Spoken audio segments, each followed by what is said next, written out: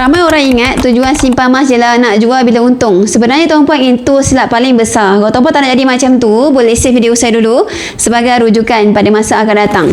Ramai orang ingat simpan emas tunggu harga naik, lepas tu jual dan ambil untung. Tapi saya nak tanya satu soalan dekat tuan-puan lah. Lepas tuan-puan jual, duit untung tu nak buat apa? Kalau akhirnya habis dibelanjakan, maksudnya tuan-puan kita kembali semula ke titik asal, iaitu kosong. Macam mana kita nak tahu kita semakin kaya tuan-puan? Bukan sebab harga emas naik, tapi hidup kita tuan-puan semakin berubah. Yang pertama sekali tuan-puan, tabungan kita semakin bertambah. Dulu kerja bertahun-tahun, gaji naik, tapi akaun simpanan kita tetap kosong. Sekarang bila kita simpan emas, sedikit demi sedikit aset kita semakin bertambah. Itulah tanda kekayaan sedang dibina tuan-puan. Yang kedua, hutang semakin berkurang.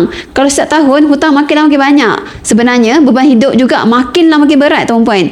Tapi bila kita mula ada disiplin menyimpan emas, hutang mula diselesaikan satu demi satu. Yang ketiga tuan-puan, target kawan kita semakin dekat.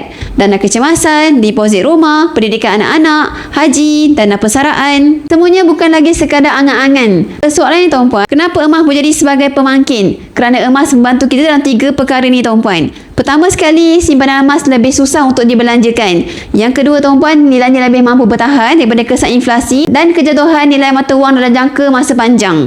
Yang ketiga, apabila harga emas meningkat dalam tempoh tertentu, kenaikan itu boleh mempercepatkan pencapaian matlamat kewangan kita. Sebab itulah tuan-puan, jangan terlalu leka melihat harga emas naik atau turun setiap hari. Lihatlah sama ada tabungan kita semakin bertambah, hutang kita semakin berkurang ataupun tidak, dan impian kewangan kita semakin hampir menjadi kenyataan. Itulah keuntungan sebenar tentang emas.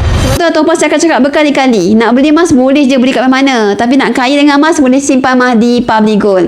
Siapa hari ni belum lagi ada akaun emas Public Gold, nak saya guide tuan-puan satu persatu, rujuk pin video saya ataupun isi borang saya kat bawah ni.